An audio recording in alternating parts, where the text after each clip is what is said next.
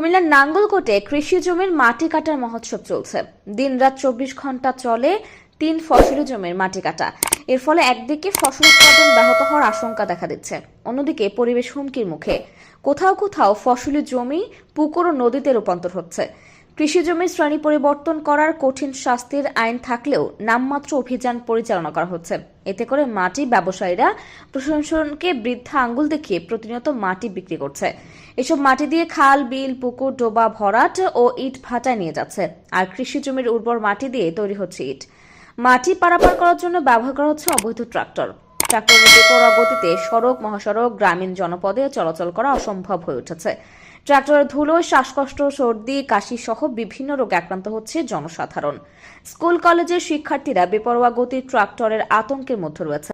সম্প্রতি মাটি বহনকারী একটি ট্রাক্টরের চাপায় বক্সগঞ্জ ইউপির আলিয়ারা গ্রামের এনাম মিয়ার ছেলে নয়ন নামে এক কিশোরের মৃত্যু হয়েছে।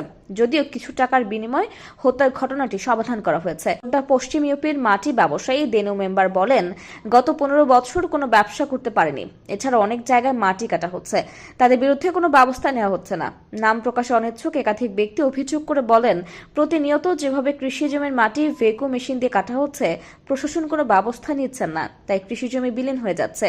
যত দ্রুত সম্ভব মাটি কাটা বন্ধ করতে প্রশাসনের হস্তক্ষেপ কামনা করেন। পরিকোট গ্রামের মাটি ব্যবসায়ী নুরুল ইসলাম নামে এক ব্যক্তি ভেকু মেশিন দিয়ে দৌলতপুর শিবপুর গ্রামের মামুন মিয়ার 60 শতক কৃষি জমির মাটি কেটে পুকুরে রূপান্তর করেছেন। মাটি খেকো নুরুল ইসলাম বলেন, উপজেলা প্রশাসন ও নাঙ্গলকোটের মেন সাংবাদিকের কাছ থেকে অনুমতি নিয়ে মাটি কাটছি। এটি অপরাধ হলেও সব জায়গায় ম্যানেজ করছি। মোকরার আরেক মাটি খেকো নুরু বলে, মাটি ব্যবসা 20 বছর ধরে চালিয়ে যাচ্ছে, সবাইকে ম্যানেজ করে ব্যবসা করছি। বিশেষ করে তো আঙ্গুর জায়গাটা ধ্বংস হয়ে যাচ্ছে, তো পানি নিষ্কাশন আর হইতেছে না। ওই ফুলটা বন্ধ হয়ে গেছে, সুঙ্গা বন্ধ হয়ে গেছে, পকেট করিয়ে আলাইছে, ওইদের রাস্তা দিয়ে মানুষ। আমাদের সমস্যা হইতেছে যে এখানে আমার ধুলাবালুতে সবচাইতে বেশি ক্ষতি হইতেছে, এবং কি আমাদের রোডটা মূলত আজকে 4-5 দিন আমরা ওনাকে বাধা দিতেছি। ওনার বলে বড় প্রভাবশালী লোক আছে, উনি আমাদেরকে ওই ক্ষমতার বলে করতেছে। পরশুদিন আমরা অলরেডি বলছি যে আমাদের ক্ষতি হইতেছে রোডের, এটা জনগণের রোড। যেহেতু জনগণের রোড, এটা আমাদের রক্ষণাবেক্ষণের জনগণের। যেহেতু আপনি এখানের এই জিনিসটা নিতেছেন, এটা অনুরোধ করে বলতেছি যে আমাদের এখানে কোনোভাবে মাটি আর কাটিয়ে না। লাল দোল গান 10 ফুট গান লাগছে, এত ডাক দিলে শুনে না, দোয়া দিলে শুনে না। আপনারা আসেন, আপনারা সাহায্যান। রাস্তা করছে 12-13টা রাস্তা হচ্ছে, এত কারো ডাক শুনে না। আমাদের এখানে কেরিং করার অবস্থা, আমরা পানি মারতে আছি, বাচ্চাদের ক্ষতি হইতে আছে, আমাদের ক্ষতি হইতে আছে, সবার ক্ষতি হইতে আছে। পাবলিকে মানা করতে আছে, মানা শুনে না। কন্ট্রাক্টররা বাইরে ফরিকুট, তারপরে মানি এর করে কোনো বুঝানো যান না। নাঙ্গলকোট উপজেলা নির্বাহী অফিসার মোহাম্মদ আলামিন সরকার জানান, মাটি ব্যবসায়ীদের বিরুদ্ধে অভিযান পরিচালনা করে জরিমানা আদায় করা হয়েছে। অভিযান চলমান রয়েছে। আমরা ইতিমধ্যে আপনারা জানেন যে আমি এই উপজেলায় সম্প্রতি সদ্য যোগদান করেছি, 20-25 দিন হলো।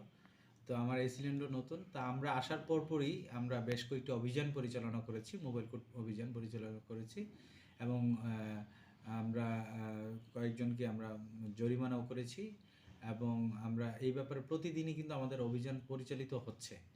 আমরা এই অভিযানে আমরা বিভিন্ন সময় যে মাটির ট্রাক্টর বা ভেকু মেশিন এগুলো আমরা জব্দ করছি এবং জরিমানা করা হচ্ছে। এবং আমাদের শ্রদ্ধেয় জেলা প্রশাসক স্যার এই ব্যাপারে জিরো টলারেন্স অবস্থায় আছেন, এবং স্যারের নির্দেশনায় আমরা ইউনিয়ন পর্যায়ে এই বালু এবং মাটি যে কর্তন অবৈধভাবে, সেটার জন্য আমরা ইউনিয়ন পর্যায়ে প্রতিরোধ কমিটি গঠন করছি। এবং এই প্রতিরোধ কমিটির মাধ্যমে প্রত্যেকটি ইউনিয়নে আমরা কন্টিনিউ আমরা এই তদারকি ব্যবস্থা করেছি। পরবর্তীতে এই ধরনের সুনির্দিষ্ট কোনো অভিযোগ পেলে আমরা শক্ত ব্যবস্থা নেব।